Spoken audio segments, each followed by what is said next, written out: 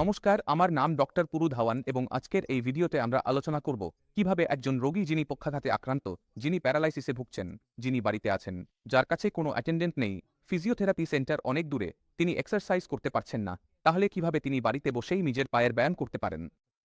তাহলে প্রথমেই যেটার দরকার সেটা হলো ইচ্ছাশক্তি, মানে মনের জোর। যদি আপনার কাছে ইচ্ছাশক্তি থাকে তাহলে আমি যে ভিডিওগুলো বানাই আপনি যদি সেগুলো দেখেন এবং শুধু দেখাই নয়, সেগুলো থেকে শেখা কথা নিজের জীবনে প্রয়োগ করেন, তাহলে যেই পরিবর্তনের জন্য এই ভিডিও বানানো হয়েছে সেই পরিবর্তন আপনার শরীরে 100% আসতে শুরু করবে। আজ আমরা দেখব কিভাবে ছোট ছোট ইকুইপমেন্ট দিয়ে আমরা লেগ এক্সারসাইজ করতে পারি। এটা আমি অ্যামাজন থেকে আনিয়েছি। আপনারা এটাকে স্ক্রিনেও দেখতে পাচ্ছেন। এর লিঙ্ক আমি ডিসক্রিপশনে দিয়েও দেব। সেখানে গিয়ে আপনারা এটাকে কিনতেও পারবেন। আপনাকে বিশেষ কিছু করতে হবে না, এটা আপনাকে পড়তে হয়। পড়ার সময় কি খেয়াল রাখতে হবে? এই যে লেজটা আছে এটা যেন ওপরের দিকে থাকে। আপনি এতে পা রাখবেন এবং দুটো স্ট্র্যাপ আছে। একটা স্ট্র্যাপ, এটা আপনাকে আপনার পায়ের দিকে পেঁচিয়ে নিতে হবে এবং একইভাবে নিচেরটাও লাগিয়ে নেবেন। ঠিক আছে, এখন আপনার পা এতে ফিক্স হয়ে গেছে। এখন আপনার কাছে এই লেজটা থাকবে। এই লেজটা খুব কাজে লাগে। ধরো আমার ডান পাশে প্যারালাইসিস হয়েছে, আমার ডান পাশ নড়াচড়া করে না। এখন আমি এটা নাড়াতে চাই এবং আমার ডান হাতও কাজ করে না, তাই আমি আমার বাঁ হাত দিয়ে এই এক্সারসাইজ করতে পারি। এতে এই গ্রিপগুলো তৈরি করা হয়েছে। আপনি দেখছেন এতে গ্রিপগুলো আছে, আপনি সেখানে হাত ঢুকাতে পারেন। তাহলে আপনার উচ্চতা কত তার উপর নির্ভর করে আপনার হাত কোথায় আরামদায়ক থাকে, তাই চেষ্টা করবেন হাতটা একটু নিচের দিকে রাখতে, কারণ আপনাকে উপরের দিকে টানতে হবে। যদি আমি উপরের দিকে হাত রাখি, প্রথমেই ধরে রাখি, তাহলে তুলতে অসুবিধা হবে, কিন্তু নিচে রাখলে ধরা আর তোলা সহজ হয়ে যাবে। তাহলে আমরা কি করব? এটাকে তুলতে চেষ্টা করব। ঠিক আছে, তাহলে আপনি একটু জোর দেবেন, কিন্তু আপনাকে চেষ্টা করতে হবে যেন আপনার পা দিয়েও বাইরের দিকে জোর দেন। যদি শুধু হাতে জোর দেন তাহলে শুধু হাতের ব্যায়াম হবে, এবং যখন হাত আর পা দুটো দিয়েই জোর দেবেন, ভেতর থেকে জোর দেবেন, তখন দুটোই ব্যায়াম হবে। তাহলে আমরা এটাকে টানার চেষ্টা করব এবং এইভাবে পায়ের মুভমেন্ট শুরু হয়ে যাবে। এই ব্যায়ামটা প্যাসিভ, মানে আমরা নিজেরাই নিজের ব্যায়াম করছি, প্যাসিভভাবে করছি। আমরা পায়ের মাসলগুলো খুব বেশি ব্যবহার করছি না, হাতের মাসলগুলো ব্যবহার করছি। তবে এই প্যাসিভ ব্যায়াম তাদের জন্য খুব দরকারি যাদের মুভমেন্ট একেবারে শূন্য। মানে আপনি একদমই নড়তে পারছেন না, আপনি করতে চাইছেন, আপনার কাছে কোনো উপায় নেই, তাহলে এই ব্যায়াম আপনার জন্য কার্যকরী হতে পারে। তাহলে আপনি এইভাবেই এটা করবেন, টানবেন। এখন কতক্ষণ করতে হবে সেটাও গুরুত্বপূর্ণ। যখন আপনি ব্যায়াম করবেন তখন সময়ের হিসাব রাখবেন না, এটাই আমার বিশ্বাস। যতক্ষণ আপনার শরীর আপনাকে অনুমতি দেয় ততক্ষণ আপনাকে ব্যায়াম চালিয়ে যেতে হবে, তাই আমরা এটা করব। যখন আমরা খুব বেশি ক্লান্ত হয়ে যাব তখন আমরা ছেড়ে দেব, কারণ এতে আমাদের পরিশ্রম খুব কম লাগছে।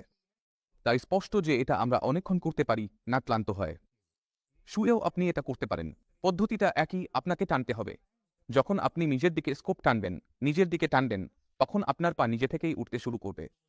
যাদের বাড়িতে সবাই কাজের জন্য বেরিয়ে যায়, বাড়িতে একা থাকেন, তাদের মনে হয় তারা কিছুই করতে পারেন না। তারা যদি এই ব্যায়ামটা করা শুরু করেন তাহলে বাড়ির লোকেরাও খুশি হবেন। বাড়ির লোকেরা খুশি হবেন কারণ আপনি কিছু করছেন, কারণ তারা সারাদিন বলে যান যে আপনি কিছুই করেন না। তাই এর সবচেয়ে বড় উপকারিতা এটাই। আমি আগেই বলেছি কতক্ষণ করতে হবে। প্রায় যখন আমরা কোনো ব্যায়াম দেখি তখন সেখানে সেট কতগুলো করতে হবে আর কতগুলো রিপিটেশন করতে হবে সেটা বলা হয়। কিন্তু যখন আপনি প্যারালাইসিসের ব্যায়াম করেন তখন সেট আর রিপিটেশন ভুলে যান। আপনাকে ব্যায়াম ঠিক ততক্ষণ করতে হবে যতক্ষণ আপনার শরীর আপনাকে অনুমতি দেয়, কারণ এখানে পায়ের পেশি ক্লান্ত হবে না, আপনার হাতের পেশি ক্লান্ত হতে শুরু করবে, কারণ ওখানেই সবচেয়ে বেশি শক্তি দিতে হচ্ছে। পা খুব ভারী হয়, জোর লাগালে ক্লান্ত হয়ে যাবে। তাই যতক্ষণ আপনার বাইসেপস আপনাকে অনুমতি দিচ্ছে, আপনার হাত ব্যথা করছে না, ততক্ষণ আপনি এটা করতে পারেন। কিন্তু কোন কোন ক্ষেত্রে এটা করতে হবে? তাদের জন্য করতে হবে যারা দাঁড়াতে পারে না, হাঁটতে পারে না, বা একদম বিশ্রাম দিতে পারে না, যাদের ইচ্ছাশক্তি খুব ভালো যে আমাকে ঠিক হতেই হবে, আর কোনো উপায় নেই। এই ধরনের কেসে এইসব জিনিস খুব ভালো কাজ করে। কিন্তু যদি আপনি দাঁড়াতে পারেন, হাঁটতে পারেন, সাহায্য নিয়ে বা ছাড়াই, সেটা কোনো ব্যাপার না, তাহলে আপনাকে এই এক্সারসাইজ করা উচিত নয়। আপনাকে শুধু একটাই এক্সারসাইজ করতে হবে যেটা আমি আগের ভিডিওতেও কভার করেছি। সেটা হলো হাঁটা। হাঁটা খুবই জরুরি, কারণ যখন আমরা দাঁড়িয়ে থাকি তখন অনেকগুলো কাজ একসাথে হচ্ছে। আপনি তখন আপনার ব্যালেন্স ধরে রাখছেন। ব্যালেন্স ধরে রাখার পাশাপাশি আপনার পিঠের সব মাংসপেশি একসাথে কাজ করছে। আপনি ওজন বন্টন করছেন এবং তারপর আপনার মাংসপেশি নাড়াচাড়া করে এক জায়গা থেকে আরেক জায়গায় যেতে পারছেন। কিন্তু শুয়ে বা বসে থাকলে এইসবের বেশিরভাগই আর হয় না। শুধুমাত্র আমরা তখন নড়াচড়ার উপর কাজ করি। যদি শুয়ে বা বসে থাকাকালীন পায়ে নড়াচড়া আসেও, তবুও রোগী হাঁটার উপযুক্ত হতে পারে না। কারণটা কি? আমাদের মস্তিষ্ক ওজন সামলাতে বা ওজন সমানভাবে ভাগ করতে ট্রেনিং পায় না, যাতে বাম আর ডান দুই দিকেই আমার ওজন সমানভাবে ভাগ হয় এবং ব্যালেন্স থাকে। তাই আপনি দাঁড়ানো শুরু করলে, হাঁটা শুরু করলে পায়ের জন্য আলাদা করে কোনো এক্সারসাইজ করার দরকার আছে বলে আমি মনে করি না। আপনি সাধারণভাবে হাঁটুন, আর হাঁটার এক্সারসাইজ নিয়ে আমি আগেই একটা ভিডিও বানিয়েছি। তার লিঙ্ক আমি এখানে উপরে দিচ্ছি এবং এই ভিডিওর শেষে গিয়েও আপনি সেটা দেখতে পারেন।